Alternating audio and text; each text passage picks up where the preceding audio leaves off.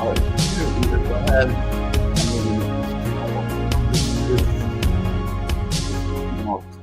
Show. I hope you guys are doing all right today. It is Tuesday. What is it? 23rd, 24th, 23rd of June. We are going into the July holiday, obviously, and we're live. We're here, and obviously, the Iranian negotiations are the things that's probably taking the lion's share of the news, and let's say Bibi Netanyahu's reluctance to attend to the memorandum of understanding. We're going to get into that a little bit later in the show. My guest is here, and I would like to bring him on. He is a good friend of the show, Dr. Warwick Powell. How you doing, man? You doing okay? Well, tonight for you. How's it going?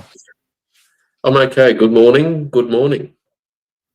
So just so the audience will know, Dr. Warwick Powell, he is an adjunct professor at Queensland University, working at the intersection of China, digital technology, supply chains, financial flows, and the global political economy and governance. And you are the person to talk to today. One of the things that is being released, there's a lot of, I'll call it chum, that is being thrown in the water from the American side in order to try to grapple with, let's say, the realities of the memorandum of understanding and some of the things that are in it. One of the main things being you have to attend to issues of sanction relief, issues of giving us back our funds. Apparently, the reporting came out that $12 billion is being worked out right now as we speak, is one of the main agreements that the U.S. is apparently going to have to do first. Vance is trying to spin it to say that Iran has to buy corn, soybeans, all of this stuff. Galibov pointed out this was nonsense. I guess my question to you would be, what does it mean for an Iranian economy without the sanctions, with billions of their own money back? What does it mean for the region to have this emancipated Iran of sorts, even if it's just for 60 days?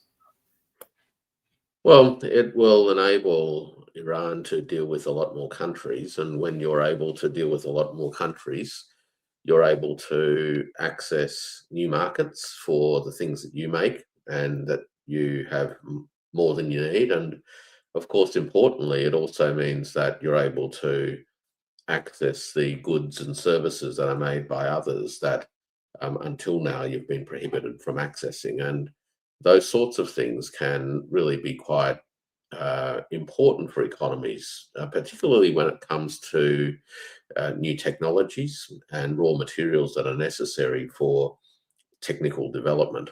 So from Iran's point of view, the prospects of being able to engage broadly with other countries in the world or have their enterprises engage with the enterprises and counterparties across the globe is going to be of tremendous benefit.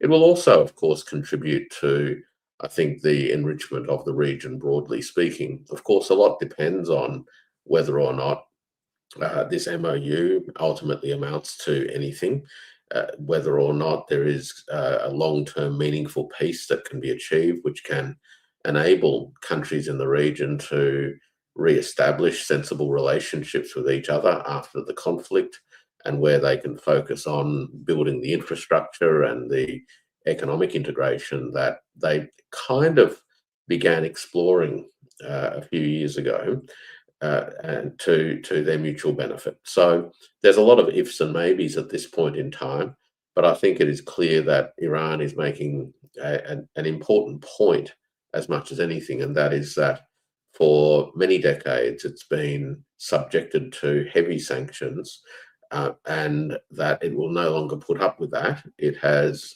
prevailed, certainly in this chapter of the war, and as a consequence of that, it is demanding that it be relieved of these sanction pressures.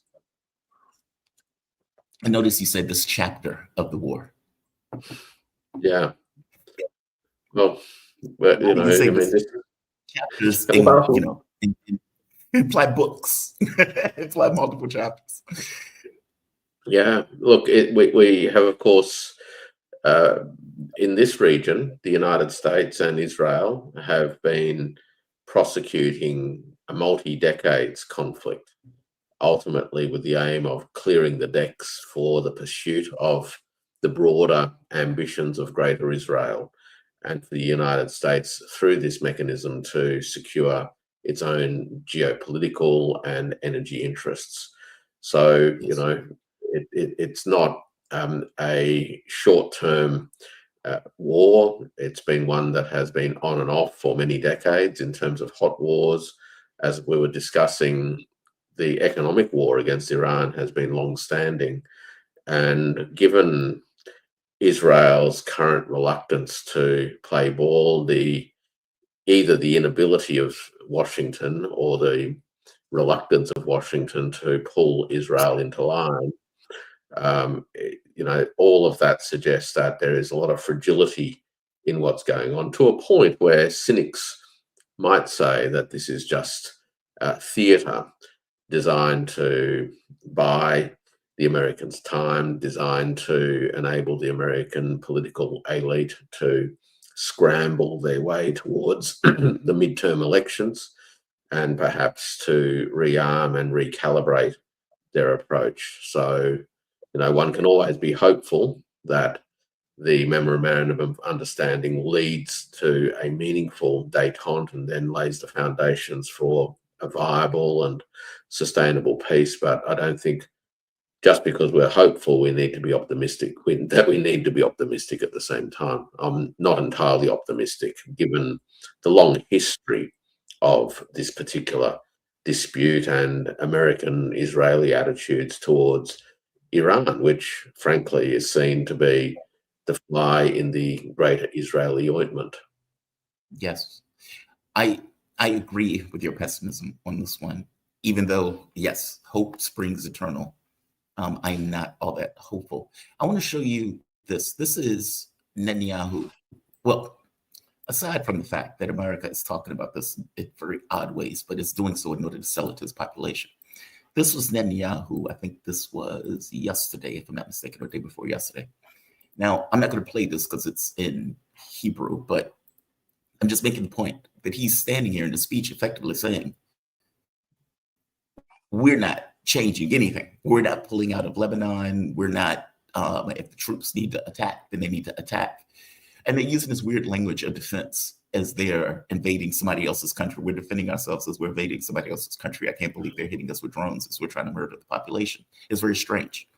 What I'm getting at, though, is what's interesting to me is this is the first provision in the memorandum of understanding. And from your take on this, is this Israel going rogue or the U.S. taxing Iran? And what I mean by that is trying to split the baby, saying, hey, we'll give you the financial inducements. We'll give you the billions in regards to your own money. Hell, we may even invest hundreds of billions. But Lebanon is separate, which seems to be, from my point of view, what the U.S. is doing with this idea of Israel is uncontrollable, Israel's a rogue state, but here's financial inducements and we'll let you sell your oil. How do you make this? I mean, when you are looking at this, are you looking at this from the angle that Israel is a rogue actor, or that the U.S. is using this as a way to salami slice Lebanon from Tehran? How do you view this? I'm always a bit skeptical of the argument that a small country like Israel of 7 million Jews or thereabouts is able to dictate terms to the country that boasts about being the most powerful country on earth. I'm skeptical also because much of what Israel does from a military point of view is only possible because of the support it receives from the United States, financial support, technology support, and ongoing operational support. I don't think Israel could do what it's doing if it didn't have some sense of confidence that Washington was either unwilling or unable ultimately, for whatever reasons, to pull Israel into line. So, the skeptic would view this as really not a case of Israel going rogue and poor old Washington trying to rein Israel in, but Israel behaving exactly as Washington in many ways expects it to behave and behaves in accordance with the broad strategic ambitions that Washington has had for a long, long time. Now, that's not to say that Washington's institutionalized interests in relation to the Middle East are absolutely identical to the interests that President Trump has in relation to the Middle East. I think that arguably there is some slight and possibly important differences, but it goes to the challenges that a presidency, which ultimately is a short-term occupant of a seat of power within a broad machinery of government and power within the United States, can ultimately prevail over the institutions of state itself, particularly when those institutions have deep-seated policy memories, if you will, and political memories that are aligned to vast networks of vested interests and actors domestically and globally. You know, presidents come and presidents go, but the machinery of the state and its tentacles across the globe tend to be pretty permanent. So my own sense is that Israel gets to do what it does do because Washington, in effect, supports it and tacitly, behind the scenes, gives it the green light, even if publicly, from time to time, it expresses frustration or some level of admonishment. The truth is that if Washington really wanted to bring Israel to heel, it could. You know, why can't Washington, which is the greatest financial and technical benefactor of Israel, the greatest protector of the Israeli state on the face of the earth today, recall what J.D. Vance said only in the last 48 hours or so, that Israel doesn't have a friend other than the United States at the moment. And if the United States somehow wants the world to believe that it's incapable of pulling Israel into line, I think, you know, maybe I should, you know, get the next plane over to New York and get ready to sell somebody the Brooklyn Bridge. That's what they're selling, though.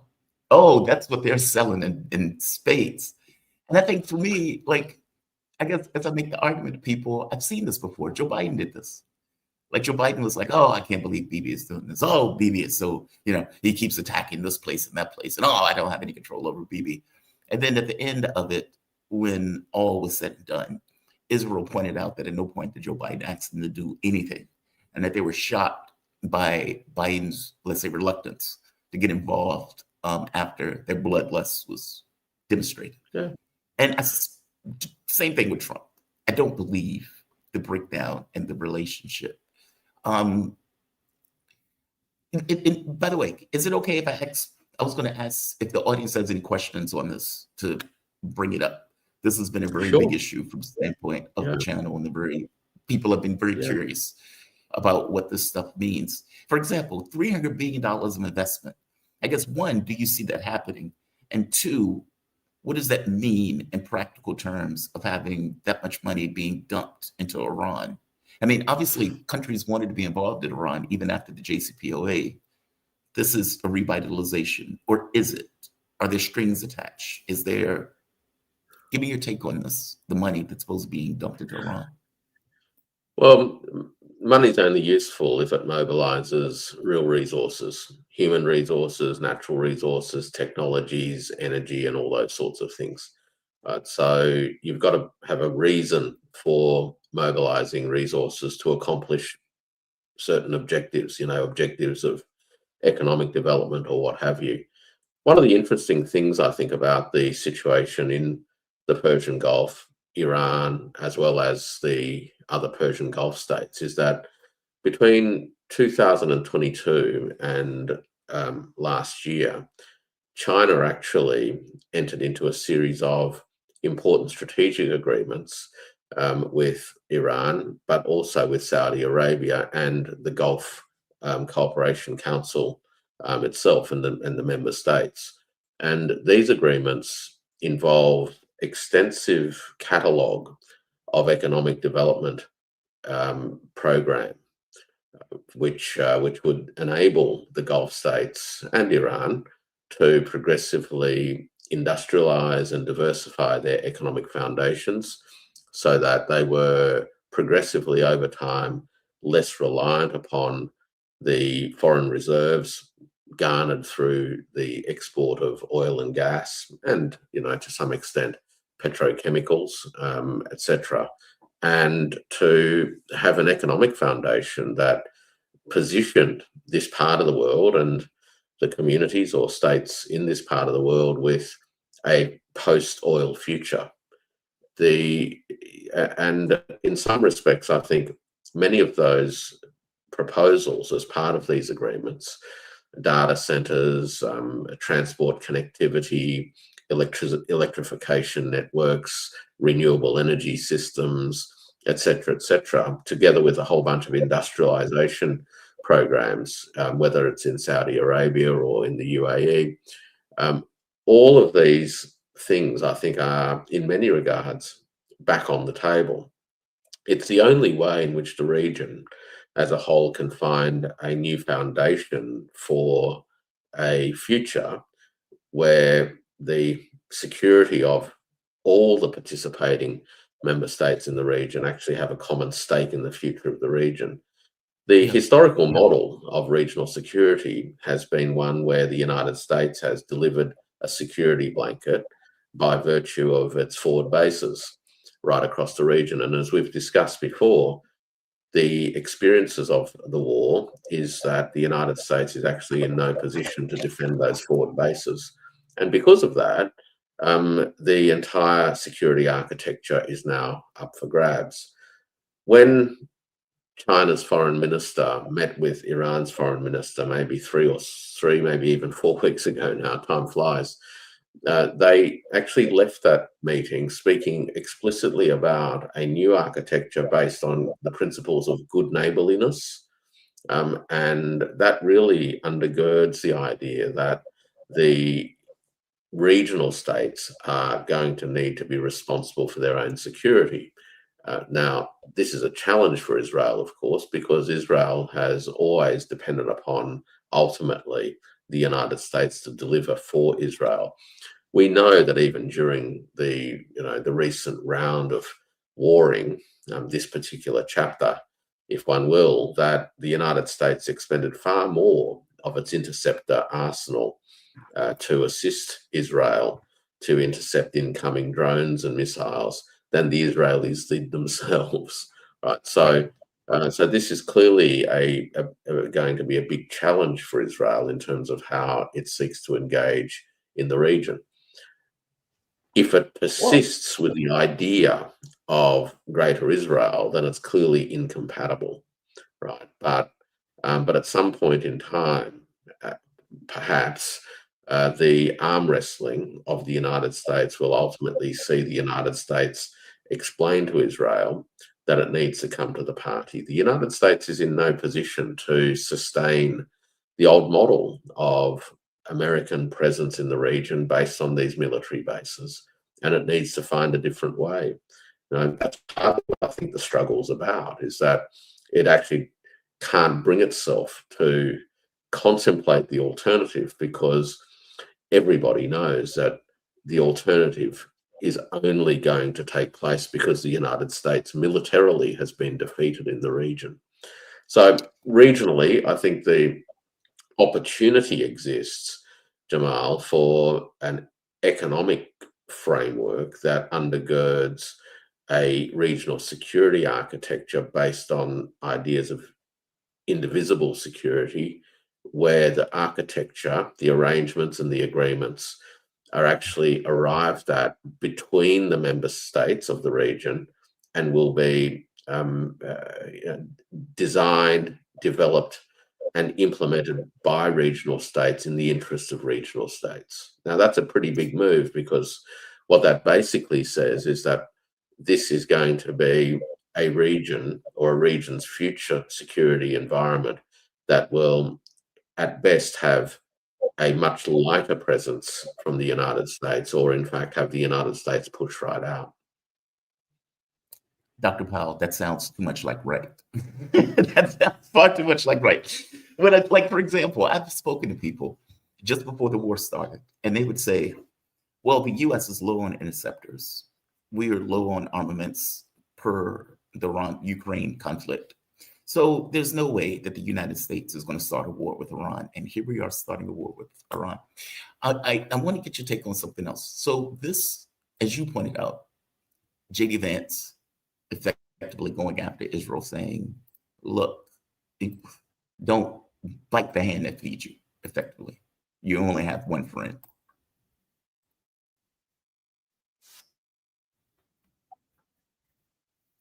Personally attack the president of the United States. And I guess my message to them would be twofold. Number one, Donald J. Trump is the only head of state in the entire world who is sympathetic to the nation of Israel at this moment in time. And he happens to be the head of state of the world's superpower. If I was in the cabinet of the Israeli government, I might not be attacking the only powerful ally that I have anywhere left in the entire world. That's fascinating on several accounts. One, it lets the cat out of the bag that everybody hates Israel. Like, it's one thing for the population itself of the various people, around the globe and everything else. Okay, the public has a point of view, but the leadership of these countries also don't like the country itself and the head and the leadership and what the country has been doing. The second part to that is this idea of, look, don't bite the hand that feeds you. We are your only supporters and your only backers on the globe. Don't screw with us. I guess what I would ask for this is, could Israel go it alone? All of the talk that is coming out of this country of 9 million people are like, oh, we don't need the United States money, and oh, we've been betrayed by America and everything else. If they wanted to go it alone, could they go it alone? They're puffing their chests out. Is there any reality to this? Well, I think they'll struggle. I mean, at the end of the day, it's a small place. Clearly, the issue that concerns most people is that Israel, despite never confirming that it's a nuclear state, is a nuclear state, right? And so, in that sense, whatever the arrangements ultimately are in the region, Israel's interests, are going to, have a voice.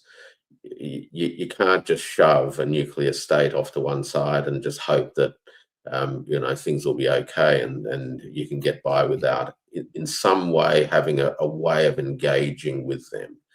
I mean, we know this in Asia, for instance, in terms of the DPRK, right? The DPRK is a nuclear powered state, and it consequently commands a level of attention and respect.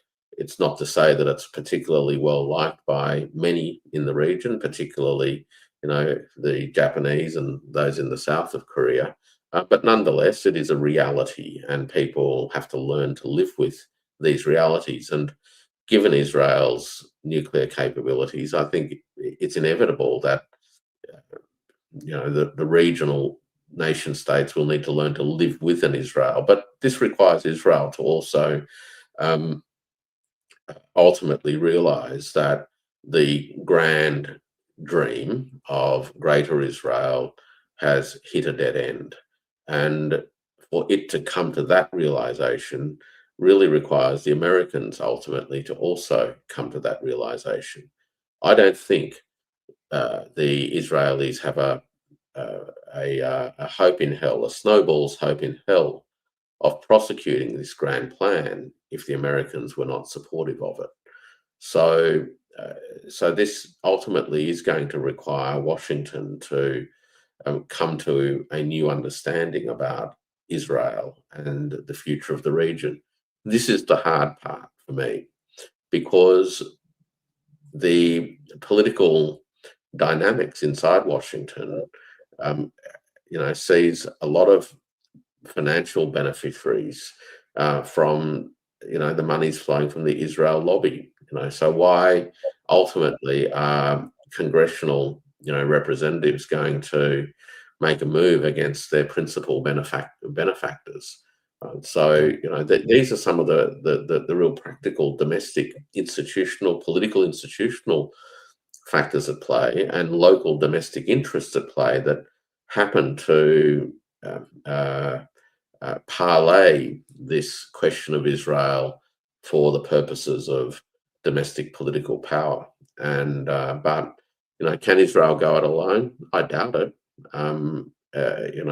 It's as I said, it's not actually a big place, both geographically, population size, or indeed ultimately, is its economy capable of rising to the kind of aspirations that it sort of sets itself when it puffs its chest out. It needs the United States, but it needs to really become a normal, participant in the region. That's probably a bit too much to ask under the current leadership. Yeah, I don't see any additional leadership changing that, which is the issue. Like, meaning it's not a situation where the majority of the population disagrees with what the government is doing.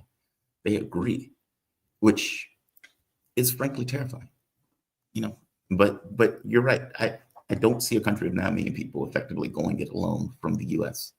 And what Vance is saying there may be a bit of annoyance on the part of the White House, effectively saying, dude, you're killing us.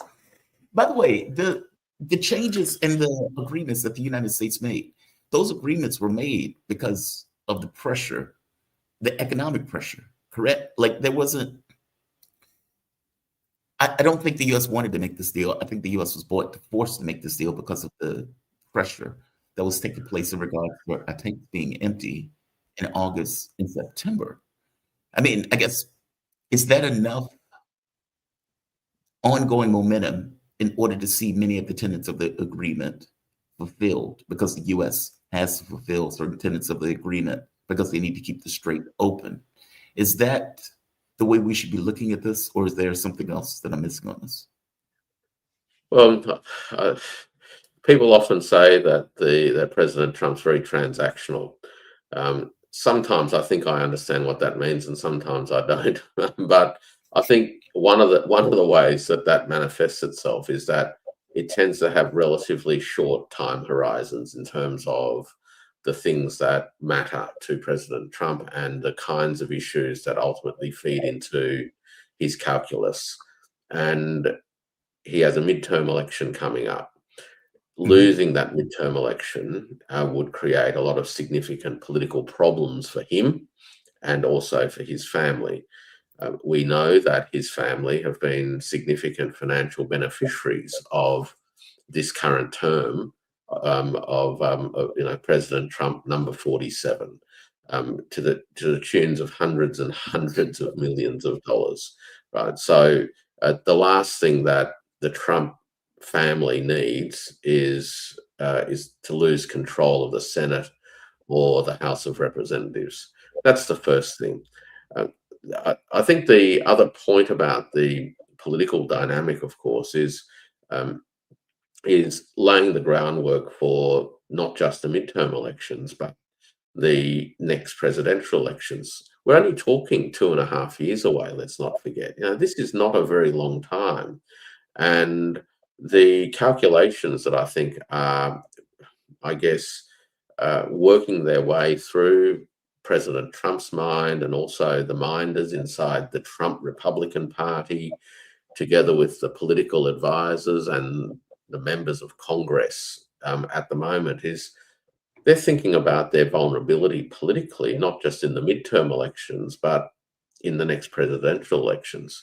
Yeah. And these vulnerabilities go to the very heart of the Trump economic business model for the country. The promise was rejuvenation, a new golden age. The reality so far is nothing of the sort. Many Americans, indeed more Americans today than at the beginning of President Trump's current term, are worse off than they were then. There's a whole bunch of economic data that we could go through which substantiates that broad point. And I think President Trump understands, despite the hubris, despite the sort of the front that President Trump puts on, when he presents to the media. I've always taken the view that He has an uncanny sense of the retail political dynamics of America. He taps it very, very well. He has shown an uncanny ability to intervene in ways that will provoke the sorts of reactions that he's looking for. And I think he knows that right now, many people in his base or adjacent to his base are hurting. And the last thing they're going to need, and they'll certainly be less forgiving of him and the Republicans if he can't address this, is sustained high gasoline prices, right? And ultimately, how gasoline prices feeds into the economy generally. Add to that all the other issues around fertilizers, agricultural output, potential El Nino, et cetera, et cetera. And, there's a pretty tough 6 months to 12 months coming up. And, so there is an incredible amount of pressure.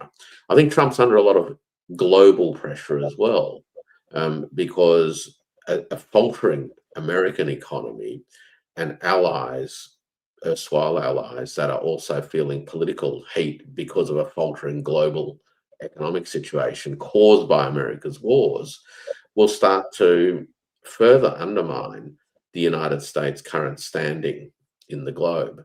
And that does not help the United States in terms of some of its other foreign policy ambitions. So, there's a lot of pressure. I mean, you mentioned it, didn't you? You talked about, September, October, when the reserves really do start to get very, very low. So if we look now, we're at the end of June. There's 60 days to go. So we're looking at 60 days from now, which is roughly the end of August, right? Beginning of September. You can't tell me that the Iranian negotiators haven't worked out the time of the MOU duration, and they'll probably have a calendar on their wall, or a timeline on their wall showing the reserves, right, depleting. And as they deplete, the Iranian negotiating position gets stronger. That's funny. So, I can see just every day on the water. It's like, they got this much left. Like, do you really want to? And the more it drops, the greater the leverage that Iran has. Iran has no imperative to resolve all the issues in 3 days, let alone 30, let alone 60. I'm sure that Iran does not want a continuation of war, economic war, information war, and kinetic war. Right? Nobody wishes that on their own country and their own people. Right? But at the same time, I don't think they're going to somehow fold particularly easily, given the understanding that as each passing day goes by, their leverage in these negotiations improves. Yeah. It seems that I don't know what's going on at the Strait of Hormuz. I don't know if anybody does. And it seems that people are saying, okay, well, Iranian ships are going through. Other ships, who knows? It's unclear. And apparently there's still thousands of ships basically still waiting in the strait. So every day that goes by is effectively more leverage that they have at their disposal in regards to negotiations. And I guess just think of it like this, Jamal, and your viewers and listeners can do the maths simply in their head. Prior to the 28th of February, there was 100+ ships a day. Today, there might be 10. Work the rest out. People joyously, almost in the streets, cheering on the opening up of the straits when 10 ships get through.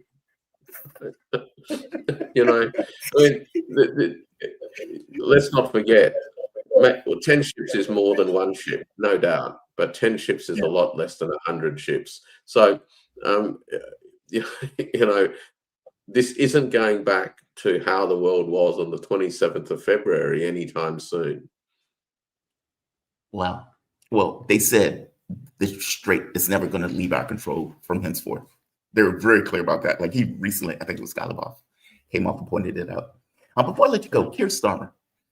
Keir Starmer, a man fails, man resigns. And sure, it was longer than Liz Truss, a head of cabbage, but nevertheless, it wasn't a long tenure. Keir Starmer has the charisma of a damp rag. And I was impressed that he was even able to get into the position at all, considering the knife that he put into Jeremy Corbyn. What do you make of the UK and their economy that is creating this level of crisis? I mean, if you think of what was taking place with the Tories, they had to keep changing prime ministers back to back to back to back.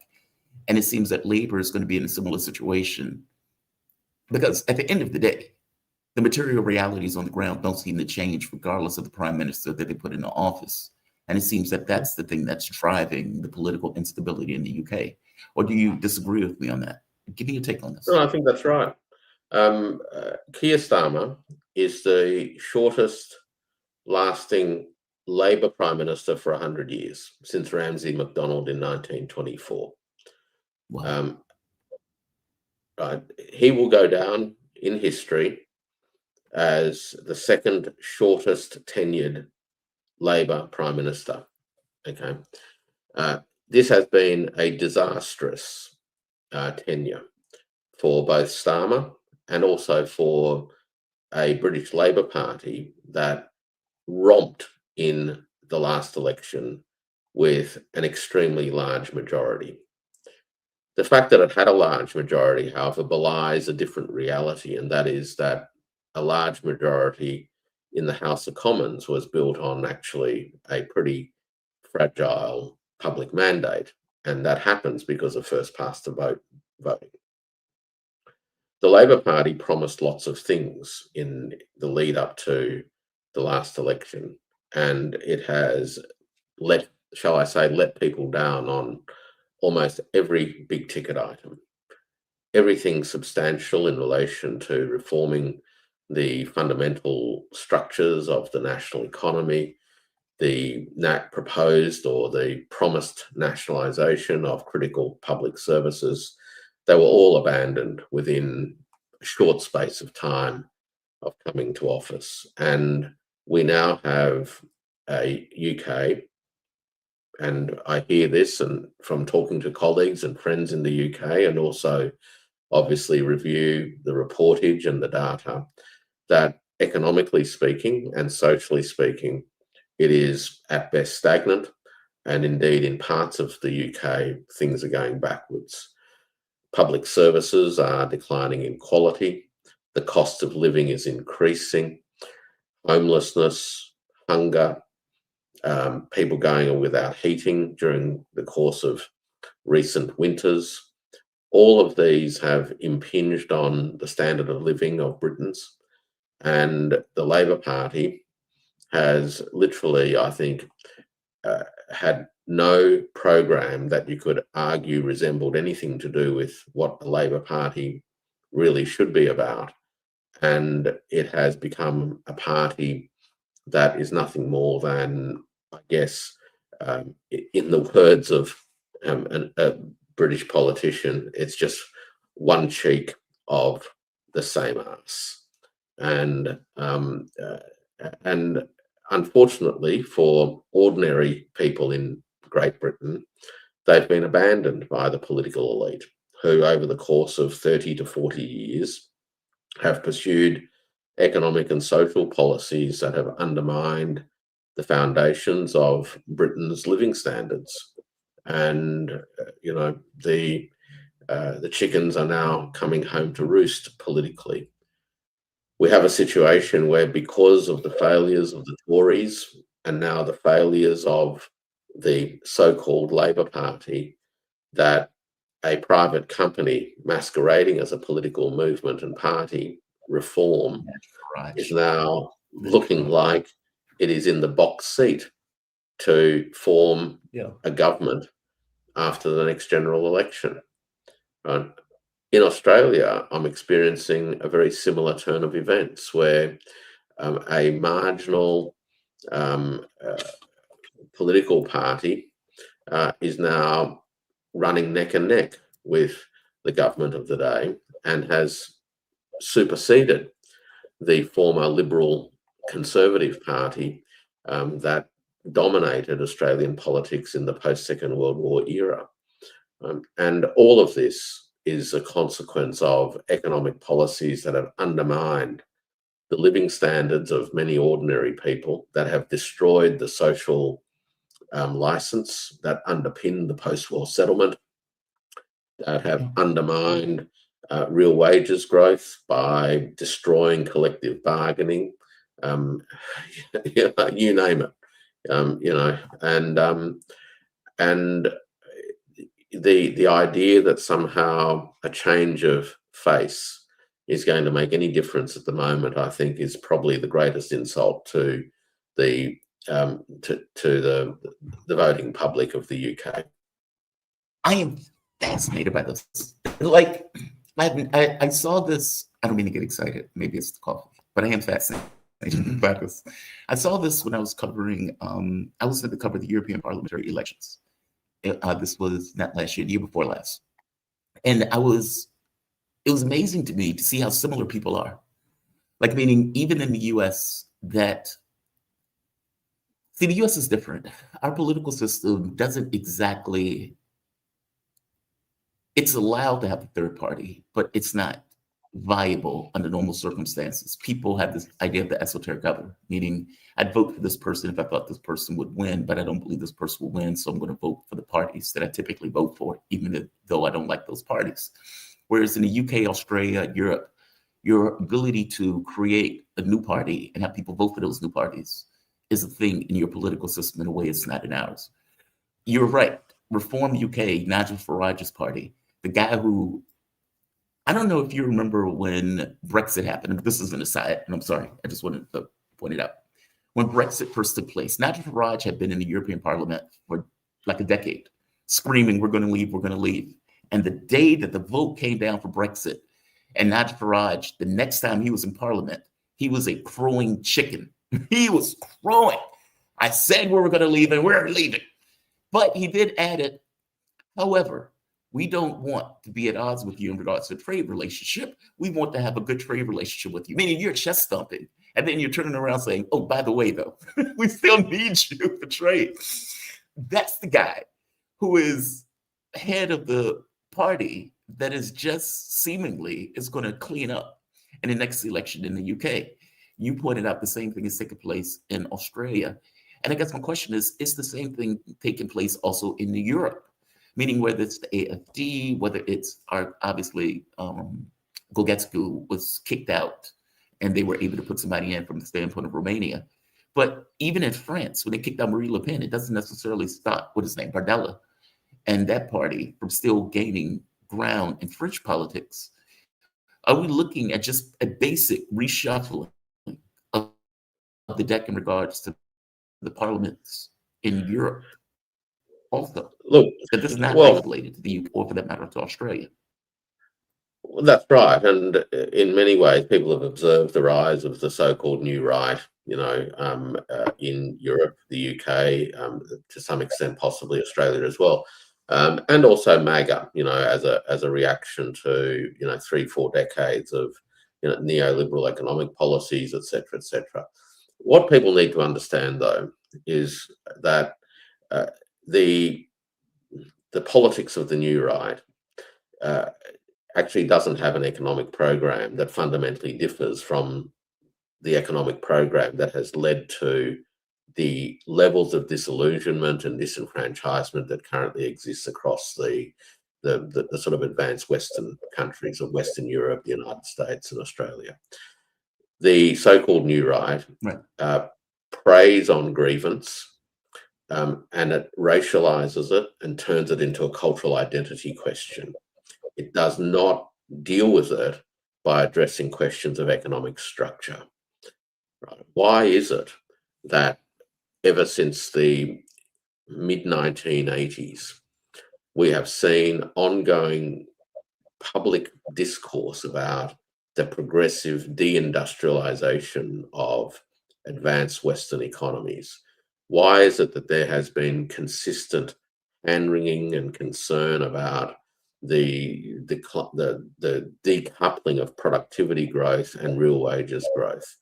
why is it that we saw, a little bit over 10 years ago, a big fat academic book called Capital in the 21st Century by Thomas Piketty become a New York Times bestseller? This was a heavy book about economic inequality and the structural dynamics underpinning it. Well, why, right? And when these new individuals create movements and cults around them as individuals, they prey on the grievances that arise from economic policy and economic structure and economic power, but they don't actually propose to change any of that. All they do is point people in the direction of blaming someone else, right? And turn an economic grievance into a cultural and identity problem. This won't solve the reasons why, 50% of Americans, for example, who have not experienced any substantial real wage increase for 40 years. It doesn't change the structural reasons why that's the case. Same goes in the UK. The fact is that the City of London has been, from a GDP or a gross value added point of view, the poster child of Thatcherite and post-Thatcherite British economic development. But as the City of London consolidated its position as a global financial and insurance services, it did so by stripping the rest of the country. If you go to the north of the UK and if you go to the valleys of South Wales, you will see the legacy of London's growth, right? It's stripped all of these other places of capability and resources. And so the UK, for what it's worth, is really London, and then there's the rest. And no wonder now that people across the country are up in arms. The Starmer Labor Party failed to understand this, did nothing about it. And I doubt that Barnum is going to be able to do anything about it either. They don't seem to grasp that the foundational reasons for the level of political discontent now is as a result of the economic policies that they have become so enamored with. And this is what needs to change if the advanced Western countries are going to rediscover something akin to their mojo. Akin to their mojo. Dr. Powell, you have my appreciation, and I just want to give the notice for the audience. Dr. Warwick Powell, he's an adjunct professor of Queensland University, professor working at the intersection of China, digital technology, supply chains, financial flows, and global political economy and governance. Where can people find your work, by the way, just so the audience would know? Yeah, look, follow me on Substack, warwickpowell.substack.com. And if you're in the mood to dive in a little bit heavier, grab a copy of my book, Thermoeconomics in a Time of Monsters, which is available on Amazon. Thermoeconomics in a Time of Monsters. I will add that to your bio. Dr. Powell, you have a good night, man. Thank you for this. I appreciate it. Great. You too. Have a good one. All right. Shout out to Dr. Powell. He is a fantastic guest, fantastic breakdown. And I think he's right. Sure, there's optimism, hope, emancipatory as it is as a concept. We have seen this push against Iran many times. I would argue the Iraq-Iran war was on some level a push against Iran. The destruction of Syria was a push against Iran. In fact, if you look back at it, when they were first thinking of the war in regards to Iraq, Dick Cheney is sitting there effectively saying, we will be in Syria in X number of weeks. This is according to John Kiriakou, who was in the room when Dick Cheney came on and effectively gave the war aims of the Iraq war. It wasn't just Iraq. It was all of those countries in the regions with an arrow directed to Iran, being the last, let's say, the last chocolate in that jar. So this is not necessarily something that's abnormal. From my point of view, the U.S. is repositioning, and more to the point, it's not just repositioning.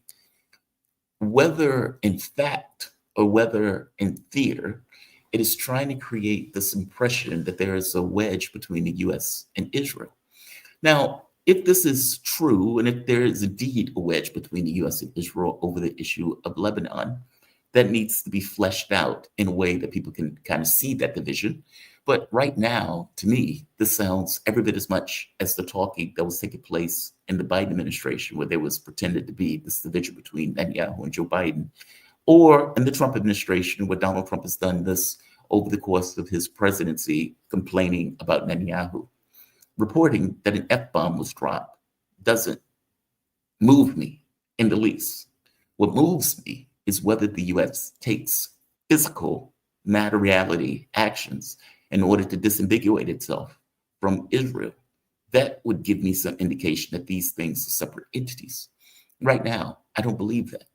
What seems to be happening as we speak is that Iran is getting certain benefits from this agreement. So assets are being unfrozen, meaning they're working right now as we speak in order to unfreeze the assets. I think it's $12 billion. They're working through Qatar and some of the other countries in order to get the money and the funds. J.D. Vance came out implying, saying that the money will go to farmers in the United States to buy soybean, et cetera, things that China apparently stopped buying from the United States because the U.S. wanted to start a trade war with China. Obviously, this adversely affects our farmers when our farmers don't have access to 1.3 billion human beings that was going to be willing to eat your soybeans and whatever. The point that I'm making is that's nonsense. Iran has come on and say, it is our money, we will use our money in the way that we choose to use our money, providing whatever we're buying has not been sanctioned.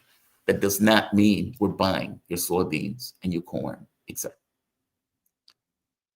They're getting what they can get out of a deal that they most likely don't trust. What I'm pointing out is the U.S. will most likely give those inducements, which is fine, but controlling Israel, less so. Meaning they're presenting Iran with a choice in the same way that you allowed or ignored Lebanon, specifically southern Lebanon, as it was being attacked and ethnically cleansed by Israel for months. If you accept our inducements, let us continue to do the same now. Meaning, we're not going to push Israel to leave. We're not going to push Israel to stop. We're going to act like Israel is a separate thing, that it's completely rogue, that the leash is so long that it may not be a leash at all, that they are just their own individual entity, and that we have nothing to do with the individuation of that particular entity, that they're going to kill and murder, and we have no power over it. However, here's money. Sell your oil. Here's your revenues. Choose. That's a hell of a choice. It's putting self-interest in direct opposition to stated demands. So one and the first item in the memorandum is all wars stop. Obviously, all wars have not stopped. Hence, what does it mean for the memorandum? I find this question to be super interesting. Yeah, they apparently created some kind of device that allows Iran to state grievances about what is taking place in Lebanon. But a device to state grievances is different than doing something about the grievances that you're griping about. The mints 1 and 2, very similar. We're going to come up with an agreement. We're going to make all sorts of deals that we're going to make in terms of this agreement. And of course, for the mints, this was used as a way of getting Ukraine prepared to fight a war with the Russians. Meaning, A deal that was supposed to stop a war ends up being used as a means to prepare one of the sides or the combatants, belligerents, in a future conflict to get them prepared for that war. We'll see. We'll see. Truth of the matter is, Iran has not given up its negotiating position.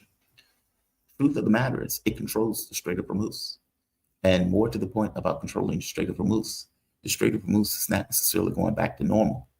So yes, a negotiation is taking place. Yes, the U.S. would have ran out of oil in August and September. Yes, that does create pressure on the U.S. in order to accept terms and to give the benefits of those terms up front, because it couldn't necessarily accept the strait being closed going into the summer months, going into September. I'll begin my point. Iran has not given up its negotiating position. Their position is still strong, considering they still control the strait, while they say the benefits of this are being doled out. That's true. That's true. We'll see how long it lasts. I know a lot of people are very skeptical that this will last, myself being one of them. But I suppose all things being equal, we'll see. The U.S., particularly J.D. Vance, being the attack dog for all of this, is sent out to sell this agreement along with Trump and make it look as if the U.S. didn't lose. What's wild about this, and I want to point this out, is the character that they feel they need to play in the context to the failed agreement. So you've signed on to an agreement where you have to dole out the benefits of that agreement first because nobody trusts you. There's that. B, you have to dole out those agreements first because they have you over a barrel, and it's clear they have you over a barrel. 2, you may be trying to parse off Lebanon. That may be true also, but the reality of it is the U.S., under normal circumstances, would never sign an agreement like this because the agreement is the indication that you've effectively lost. Now, what's wild about this is how they must talk about it versus what is on black and white paper. Now, Vance and Trump are required to sell this agreement, and a lot of the things that they're saying are purely for the public consumption of Americans, not necessarily to be taken as indicative of reality, and yet they need to sell it nonetheless. Part of this is also pushing back on opponents of this, Israel being one of the main opponents, meaning Zionists, Israeli firsters, and of course, people in the state of Israel. I showed this once before, but this is pretty amazing, effectively trying to sell that the US and Israel are in disagreement on this deal. I will say, and this does bother me, is that you've seen people within Bibi's cabinet who have come out and attacked the deal, and in some ways very personally attack the president of the United States. And I guess my message to them would be twofold.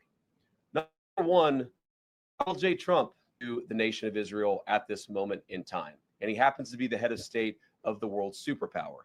If I was in the cabinet of the Israeli government, I might not be attacking the only powerful ally that I have anywhere left in the entire world. What I will say, and this does bother me,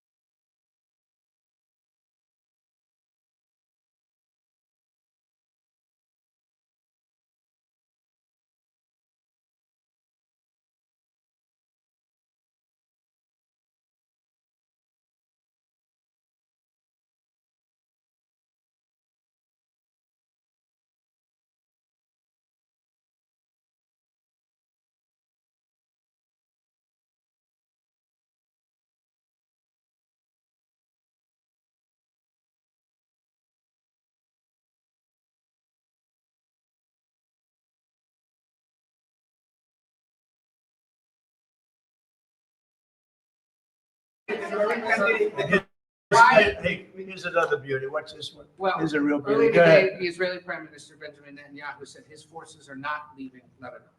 That is a sticking point. Who did he tell that to you? He said it publicly in Israel. Well, we're gonna take a look at it. Well, what would you do to make sure that he doesn't? Well, I'm not gonna sabotage tell the you deal? what I'm gonna do, but it gets solved. I'm a problem solver. I get problem solved real fast, including with Bibi. Go ahead.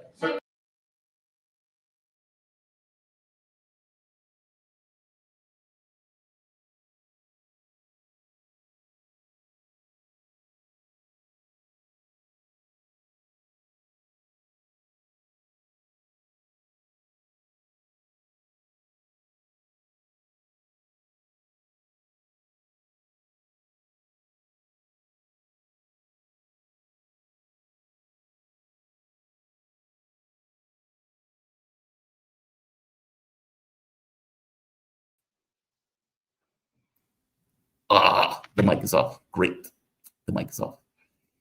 We are joined, let me bring my guest on, with David Hundayan. Come on.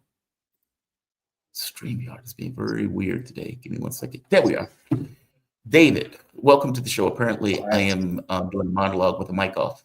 How you doing, man? Yes, you were. Yeah, this is indication. I keep saying I need a producer. I keep saying it. And it's stuff like that. Okay, I will edit that out when I get the chance.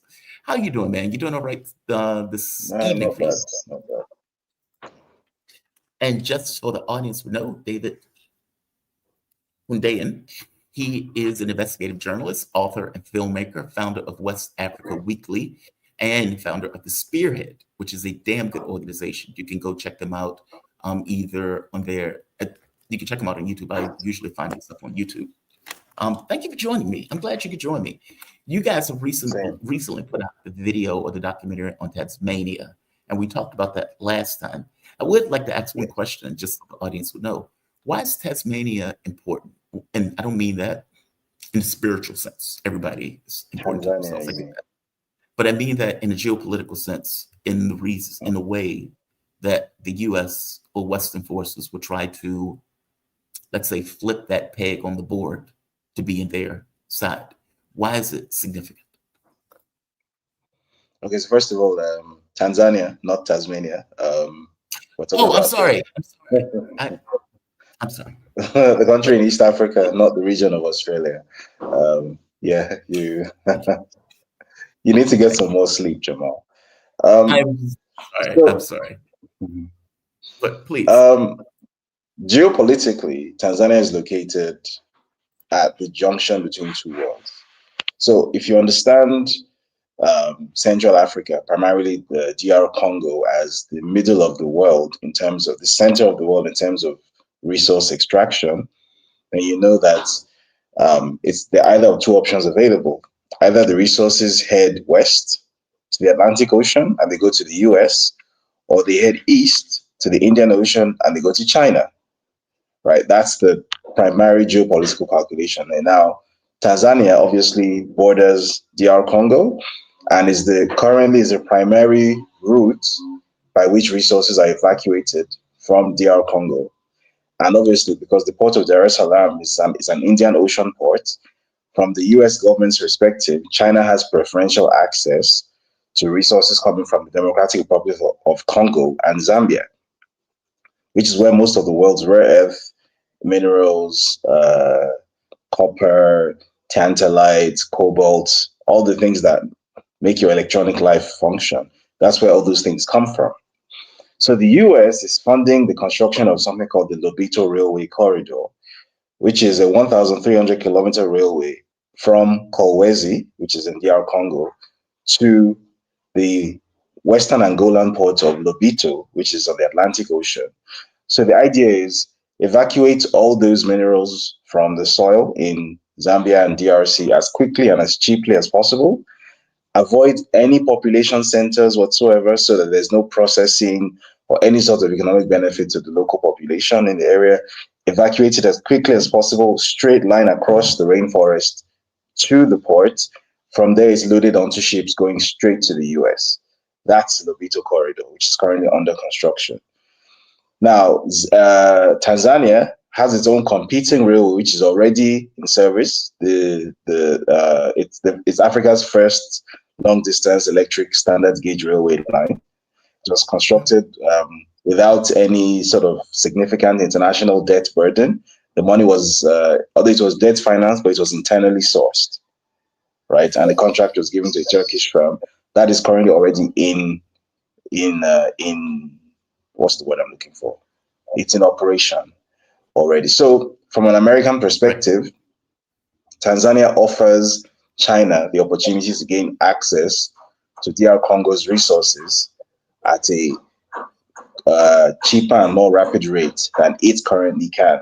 Because if the US currently wants to gain access to those same resources, those resources have to go to Tanzania through the port of Dar es Salaam, then they have to be shipped around the Cape of Africa before they finally get into the Atlantic Ocean, which is much more lengthy and expensive.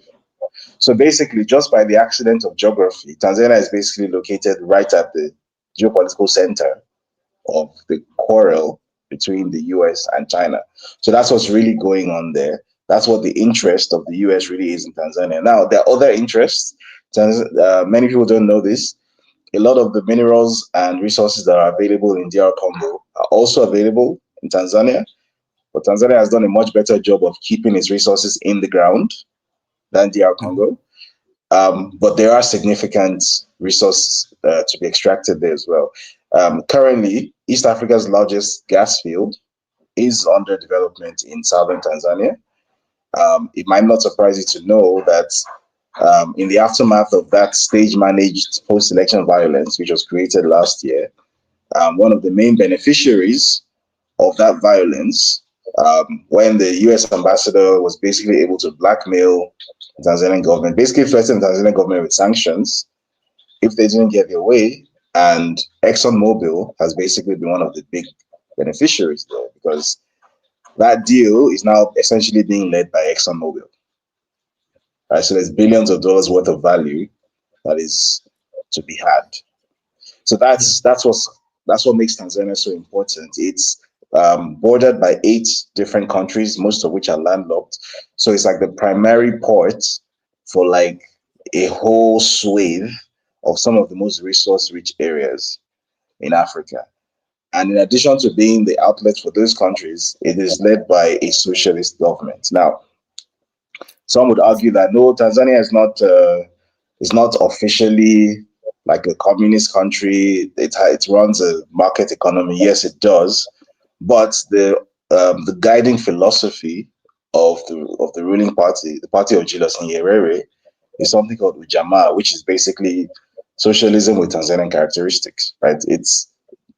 So, for example, foreigners are not allowed to own land directly. You can only rent land from the state. The state owns all land in Tanzania. There's a significant amount of central planning. There are a lot of like state-owned enterprises, things like that. So a left-wing government is in control of a strategically important country that controls the resource evacuation of some of the most resource-rich areas on the planet. And that resource-rich country is increasingly developing closer military and economic ties with China and with Russia. Yeah. So it doesn't take a genius to work out why the US government would be interested and why there's so much interest around Tanzania and why so much money is being pumped into trying to destabilize that country. Well, somebody asked me, I think it was yesterday, if I'm not mistaken, they said, what role will Africa play in the coming century? Give me your take on the question. I mean, Africa as a continent, obviously it's a continent, but what the continent is going to mean moving forward. Because some people, when they say Africa, they talk about countries, which is weird. I mean, the entirety of the continent itself. Obviously, each country is different in the continent, but I think the question is getting at I think the country. I understand the question.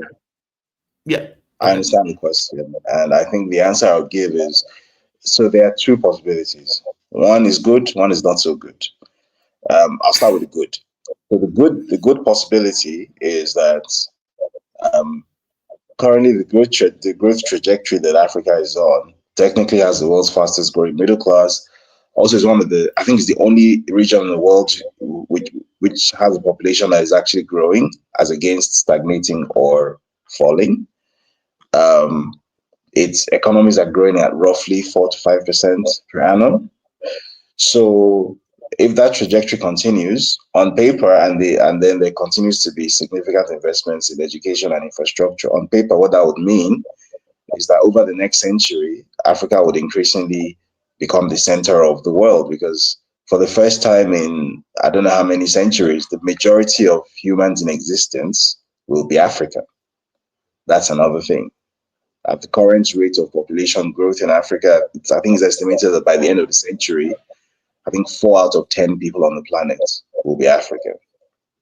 Wow. Right. So that's the first scenario. That's the good scenario.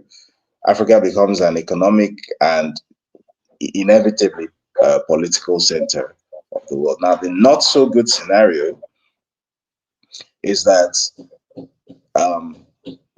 Africa doesn't do a good enough job of recognizing that it has enemies and that growth is not linear and it's not inevitable. Growth can be reversed.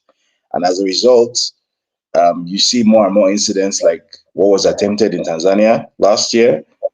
The continent loses all meaningful political sovereignty, loses food sovereignty as well to proprietary GMO technology, and basically loses all ability to direct its own affairs.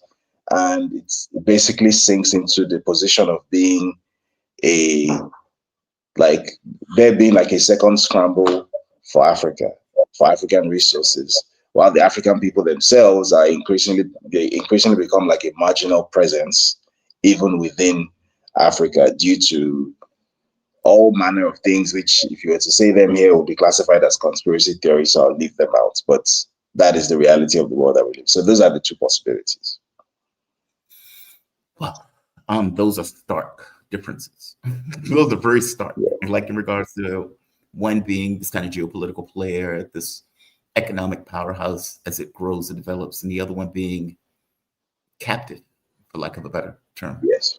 Would you consider that what's happening to Sudan right now, this kind of war between the RSF versus the Sudanese forces and multiple sides pushing each military to accomplish a particular objective in Sudan, is that what you are referring to when you're thinking of this, I guess, the worst option for Africa as a country? Well, yeah, because that's pretty, like, so Sudan basically, well, let me not say right now, but Sudan maybe a year ago offered like a direct peek into the future of this worst case scenario where all manner, so in Sudan's case, the external powers trying to colonize it aren't even necessarily Western powers directly. It's primarily the UAE and Saudi Arabia behind that project. So that offers a window into a future where external powers decide that Africa is what the Germans in World War II used to call Lebensraum, right? It's living room, right? It's a place for resource exploitation. It's a place for agriculture, for growing food to benefit the imperial metropole. And it's also a place for increasingly offshoring populations from elsewhere. This has happened before, by the way, and we refer to that period as colonization. So this would essentially be a second colonization of Africa. And the situation Sudan was in last year, I think that fits that description. Now, not so much, because obviously the Sudanese armed forces are making gains now. I wouldn't go as far as to say that like the end of the war is in sight. I don't think that's true, but the situation is not quite what it was a year ago. So there's at least hope now. Mm-hmm. But yeah, definitely what was happening in Sudan offered like a window into what that worst case scenario would look like, and it's not pretty. Wow. But the current position or the current situation in Sudan, you're kind of phrase this right. You're looking at it as basically it's getting close to the end because the forces of the Sudanese government have a much larger share of control of the country. Yes. I wouldn't say, again, I wouldn't presume to say it's coming to an end. I'm not a Sudanese military analyst. I only have access to the same news and information that most people have coming out of Sudan. But as far as it's possible to tell, the Sudanese armed forces have been making gains, especially over the past 3 to 4 months. They've been a lot more resourced than they previously were as a result of their military alliances with, new partners like Turkey and Russia. So, and then obviously the adventure that Israel and the US launched in Iran and the Iranian response, particularly against the UAE, has severely disrupted the supply network from the UAE feeding the RSF in Sudan. So as a result of this fortunate confluence of geopolitical events, the Sudanese armed forces are in a much stronger position than they previously were. And also politically now, unlike a year or two ago, the UAE is no longer able to act in these sort of extremely obvious and brazen ways because there's now sufficient international visibility over what is happening. There's sufficient attention and information now that these things have to be done covertly. Unlike before, where they were flying, commercial flights into Chad, and you could tell that this plane is laden with supplies for the RSF. They're doing it very brazen, very openly. Now we've been forced to go a little bit underground, and there's a very real possibility now that politically it is now acknowledged, even though the ICC has not, as far as I'm aware, has not officially labeled it as such, but politically it's now acknowledged that what has been happening in Sudan fits the legal definition of genocide, and that anyone who is seen to be actively involved in it risks being indicted for the crime of genocide. That has made things just a little bit more difficult for the backers and financiers of this thing. I would imagine, as you point out, the war also with Iran effectively shutting the strait and curtailing UAE shipments of oil and energy, that it damaged the financial situation of Saudi Arabia and UAE, making it much more difficult for them to not just invest in the US, but also, I would imagine, invest into these foreign escapades across the globe. What ultimately happens to Sudan from your point of view? Meaning, when this war is over with, then what?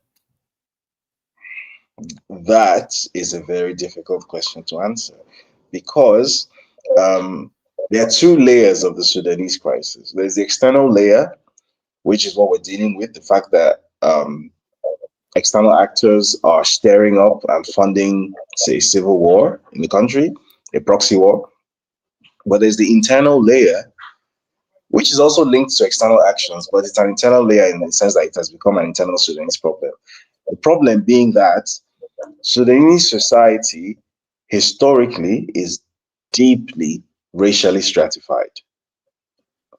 Very, very, very deeply. That's what made it possible for there to be a partition of Sudan and South Sudan in the first place. Because the people who are now South Sudanese for the longest time were never given the recognition of full Sudanese citizenship, even though they're Sudanese, right? There's a huge societal problem with violent racism, systemic structural racism in Sudan. That's a huge problem. It's a byproduct of colonialism, right? So it's not, which is why I said you can't divorce it from the external issues, but it's very much a Sudanese problem. Now, for the longest time, I remember when I was growing up, I'm talking like in the early to mid 2000s, when the Darfur crisis, we used to hear about it. We didn't really understand what it was, but we knew there was a genocide going on in Darfur. It was difficult to understand at that time why is an entire swathe of this country just being slaughtered casually, and everybody just seems to be okay with it. Because at that time, if you had to travel to Khartoum, which is the capital, or Omdurman or something, you wouldn't get the sense that there was anything out of the ordinary happening in the country. Everything was fine. The football league was great. They're competing in the African Champions League. They had a vibrant art scene. restaurants, skyscrapers, motorways, just a typical city. It could have been anywhere in the world. Meanwhile, a few 100 kilometers down the road, there was an actual genocide going on. But very crucially, the people who live in these big urban centers, I wouldn't go as far as to say that they condoned it. They didn't necessarily condone it, but they had a sort of, if you're familiar with how liberal sort of Israeli views the genocide in Palestine, where, hey, we don't condone this thing. Oh, these things that are happening are terrible. These are, people shouldn't go through this. This is terrible.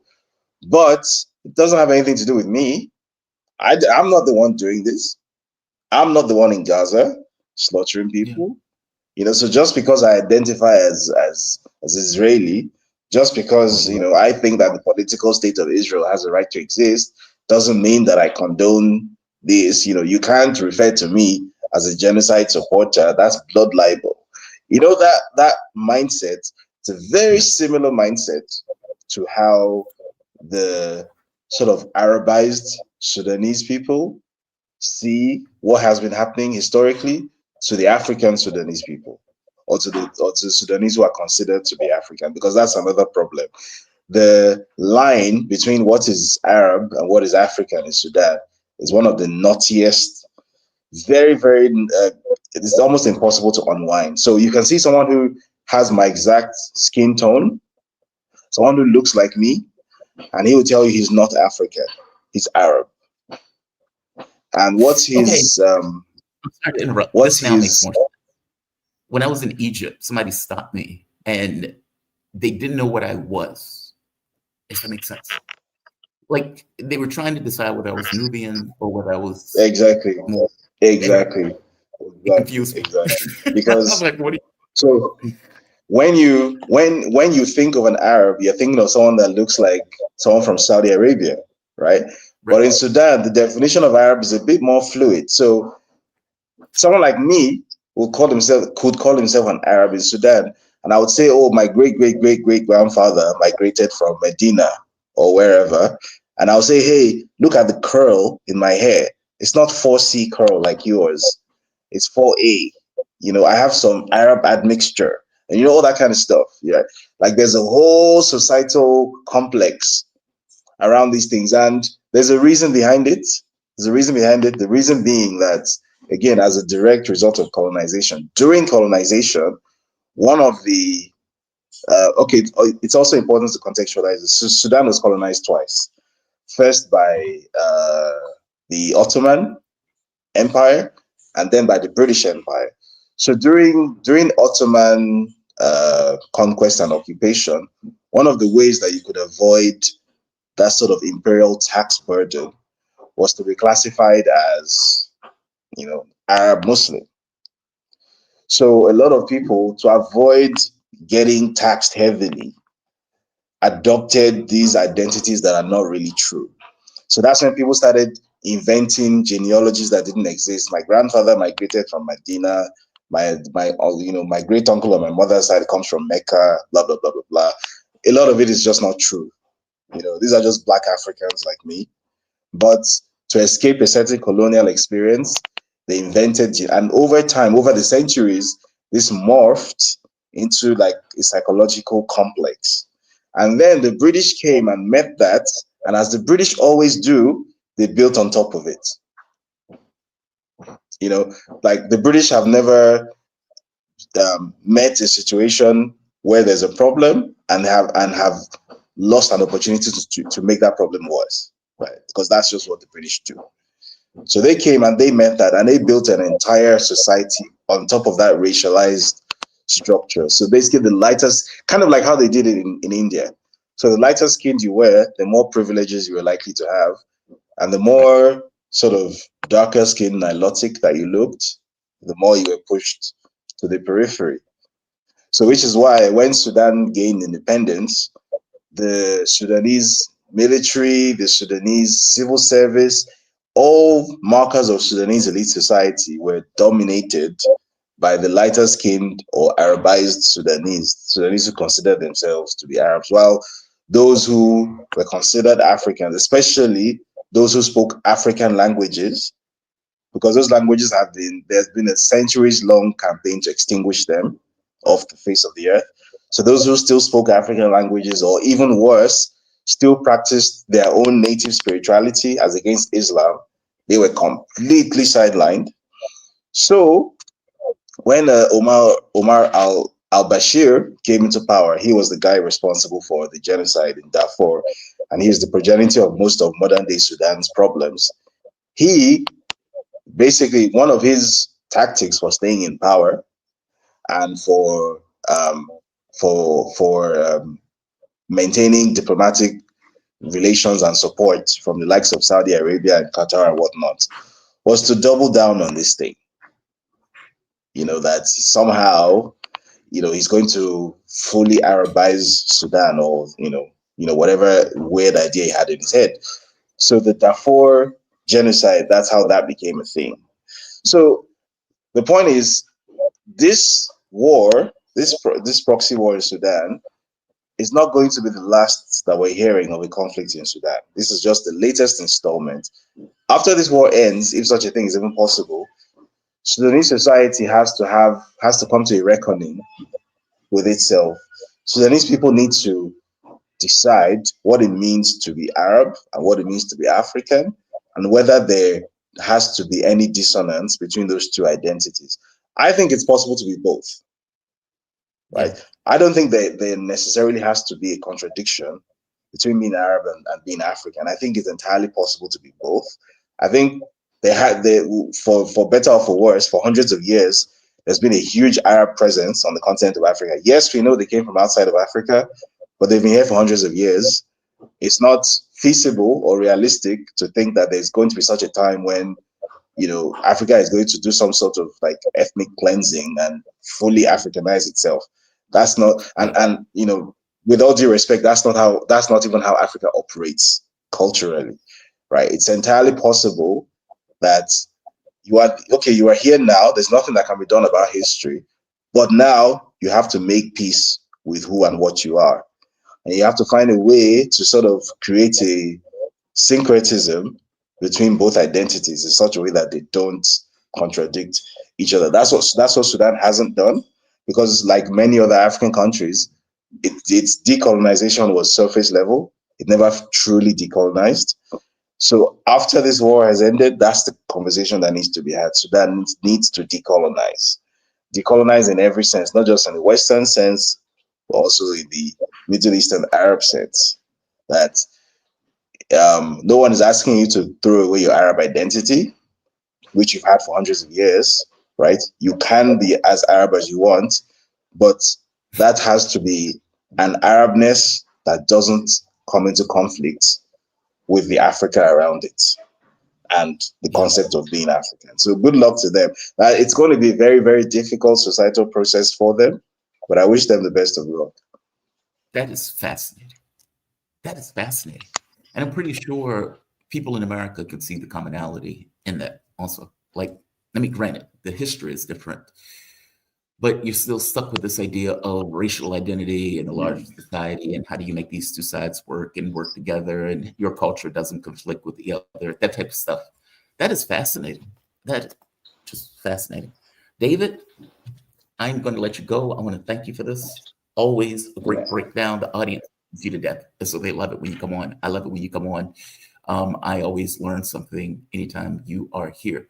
And just for the audience, one more time, so they would see it for themselves. This is Tanzania, not Tasmania.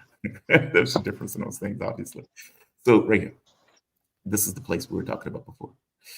And you can see its location on the map and why it has strategic significance. Zambia, DRC, Kenya, all of these countries surrounded. What is this last one? This is Malawi. Yeah. I guess I just want to show the audience what we're referring to. Yeah. David, every single resource-rich landlocked country in the region, that's the port. Kenya, Uganda, Rwanda, Burundi, Tanzania. What is this one? Zambia, Malawi. Yeah. And this is one below. Mozambique. Yeah, that's amazing. No, it makes sense. Yeah, the location of it definitely makes sense. David, man, thank you for this. And so the audience will know David Hudayan. He is an investigative journalist, author, and filmmaker. He's founder of West Africa Weekly and is head and founder of The Spearhead. Definitely check The Spearhead out. You can check it out on YouTube. Where else can they check out The Spearhead, by the way? I would imagine, I know there's a YouTube channel for it. So But I'm trying to see, is there any we're on other YouTube. We're on right. Twitter? We're on YouTube. We're on Twitter or X as they know it. We're on Facebook. We're on Instagram. We're on TikTok, and we're on Rumble. So Spearhead handle in all of these places is at Spearhead_AF. Spearhead Africa. Spearhead_AF. Okay. David, thank you for this, man. You be safe, okay? Thank you for having me. All right. Shout out to David Hudayan. He is fantastic. David, you have my appreciation for joining me. Let me see if there are any chats. Oh, we do have a chat. If I can get to this. What is going on with this? What is going on with this? I'm sorry. StreamYard is doing something insane. Okay, there we are. All right, we have the first chat. This is from Kemet. No, that's ironic. Please don't put all of Africa countries in the same category. The AES will not be colonized. So I don't think we're putting all the African continent in one category. I think we even said Africa is a continent made up of countries. I was trying to ask the question in a way that looked at Africa as if it was a united entity, even though I know it's not. But you can pull back and look at it from space and say, how much revenue is it generating? How fast is this population growing, et cetera, because it's all in one continent, despite all of the continent being different colors, different countries. The same thing is true for Europe, by the way, right? Yes, all of these are different countries, but you could also look at it as one entity. Same thing with North America. You can look at it as one entity, despite the fact that these are different countries. The European Union, individual countries, obviously, but it's obviously working in the coordination of a union. And I guess that's the way the question was being asked from the standpoint of Africa. What is Africa's positioning going to be in the global economy coming up in the next 100 years? And obviously, capitalists typically look for growth in areas of growth. And if you're looking around the world for what may be a high growth area, well, Africa obviously comes to the forefront, considering the potential for, let's say, revenue increases versus where they are currently. So, Quebec, fair enough. AES is an entity unto itself. Agreed. Maybe they grow and expand. But you still can look at the continent as one thing. Who's next? We have a $2 from Count Zero. Excellent breakdown from the top from top guests. Yes. Obviously, when I am thinking of Tanzania, I'm not thinking of a location in Australia. It never clicked to me that I was saying Tasmania when ultimately I meant Tanzania. Either way, David, great breakdown on his part, great explanation, especially the Sudan. Sudan, I think, is fascinating to me. And what's wild, it's almost as if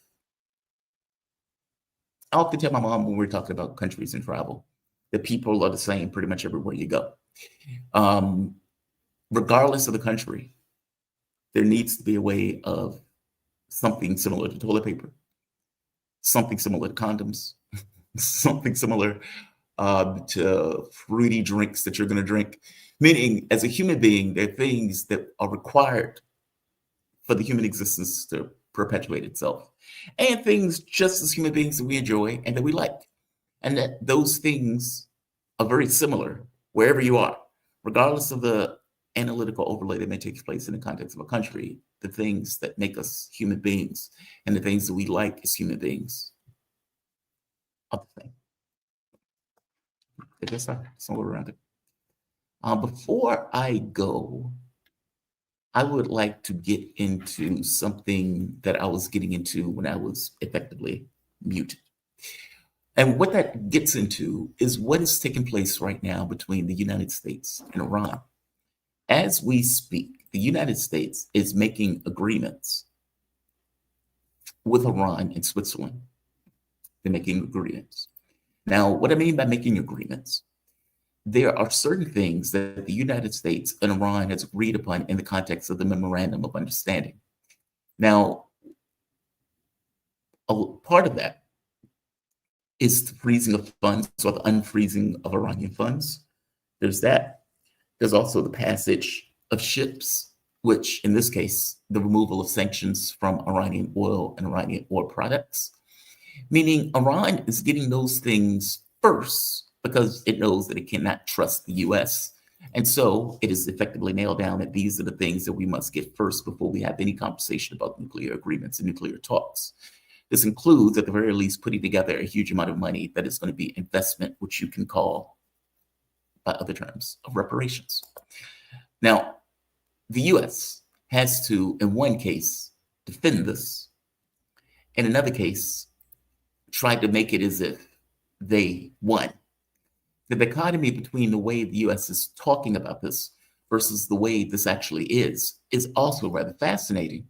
An empire still has to talk about this as an empire, meaning they're dominant, they're in charge, they're the superior force in this, despite the fact that they signed a document that anybody can read with their own eyes, and anyone of good sense will come to the conclusion that this is a capitulation document. It may be capitulation in the short term because the US was stuck behind the 8 ball of running out of gas pretty soon, not to mention midterm elections. But for all intents and purposes, they signed it nonetheless. The document is what the document is. Anybody can read the document for what it is.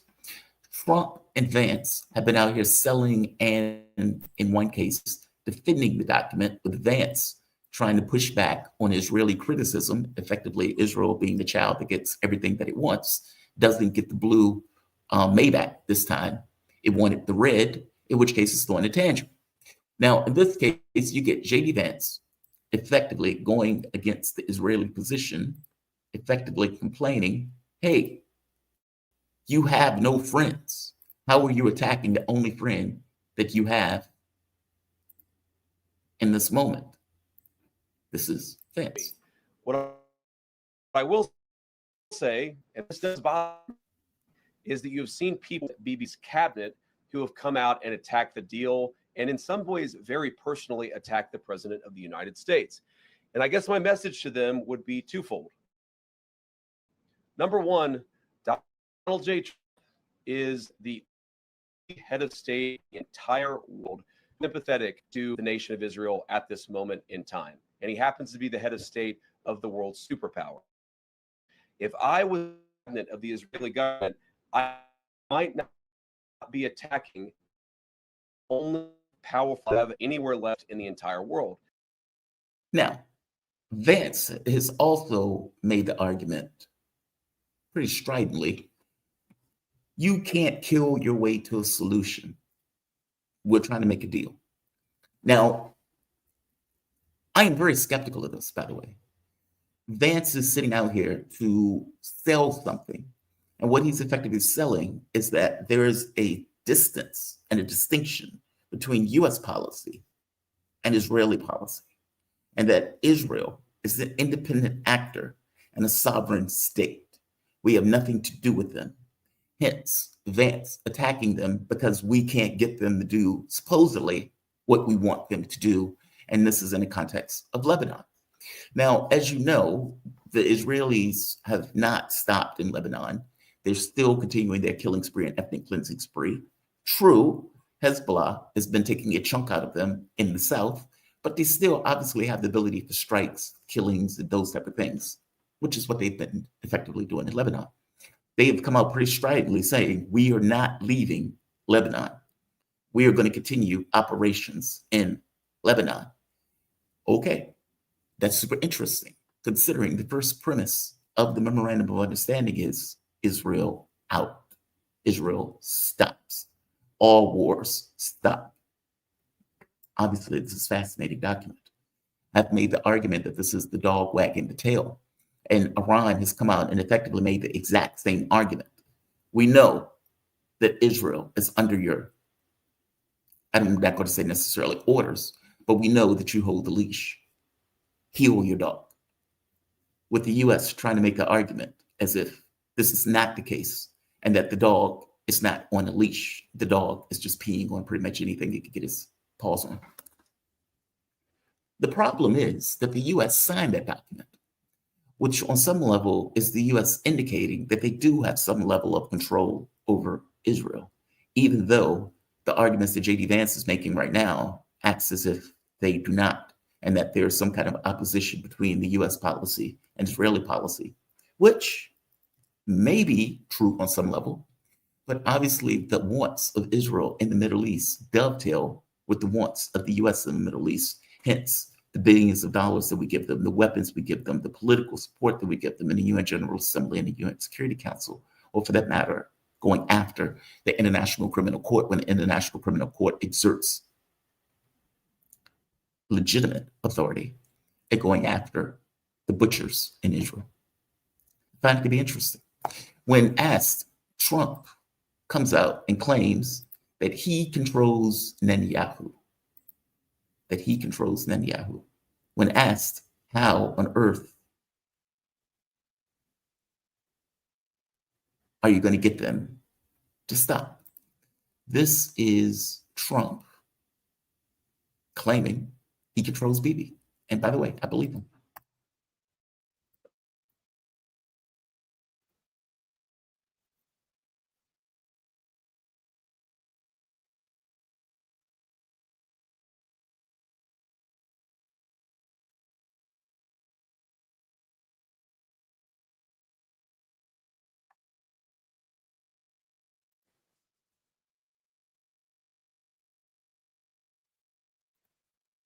I could problem solve real fast, including with Bibi. From my point of view, and I could be wrong in this, but from my point of view, what you're seeing is two things happening simultaneously. The US wants to pry Lebanon away from Iran. Obviously, Lebanon, or let's say Hezbollah specifically, has been an ally of Iran, hence the first premise and multiple premises in that document, Memorandum of Understanding, has to do with Lebanon. Leave Hezbollah and Lebanon to its own devices. Stop the attacks on Lebanon. Stop the attacks on our ally. Obviously, the United States wants to be able to pry these two apart with the idea of weakening Iran that much further if these entities are pried apart. People are looking at this in a very short-term frame of reference. It's not short-term frame of reference. The goal and the opportunities for this is long-term. When Trump turns around and says, well, hey, Israel can't do the job, so let's use the Syrian animals under Jelani or al-Shahar, pick your name, to attack Lebanon in lieu of Israel. Obviously, Israel is not necessarily going to be okay with that. Hence, their continued attacks in Lebanon now with seemingly no appearance of them pulling out of Lebanon. If you could separate Lebanon away from Iran, just like you separated Syria away from Iran, Iran becomes a weaker entity in the region. With Iran being a weaker entity in the region, China becomes a weaker entity, Russia becomes a weaker entity. Put those aside for the moment. I'm making the point that the very act of the policy that the US is taking is not in opposition to Israel. It is in lieu with Israel, pretending as if these things are separate entities. I don't believe they are. I still think the objective is prying Lebanon away. Hence, the US pretending as if they could do nothing about Israeli attacks, or for that matter, Israeli intrusion into Lebanon and going after Hezbollah. I think this is all kabuki theater. I think this is all theatrics. Israel is continuing the policy that it was doing before the war. Israel is continuing the US policy that the US was pursuing before the war. Nothing on that front has changed. I don't know why people look at this and think that the US policy in this sense had changed. It's given financial inducements, true, Here's 12 billion of your own money back. Here's the strait being open so you can sell your oil products and get your ships out. You can sell your petroleum products. You can do all that stuff. We're going to give you money. We're going to give you money. Is this money sufficient to get you to ignore the fact that the first premise of the memorandum is being ignored? Frankly, I think that's where we are. I think that's what is taking place. And I think that is more likely than the argument that people are making that there is some major split between America and between Israel. Where's the split? Israel is doing what it was doing before. The US had no issue with it doing what it was doing before. It was pursuing its own objectives and the US objectives in the region by going after Lebanon, particularly in the south. Where's the split in policy? Where's the split? I'm going to end this. I'm going to say like, I'm going to say share, I'm going to say subscribe. I want to thank all of you for joining me. You all are a fantastic audience. Be safe, be kind to the degree that you can be kind. Headed to the program. Have a good one, guys.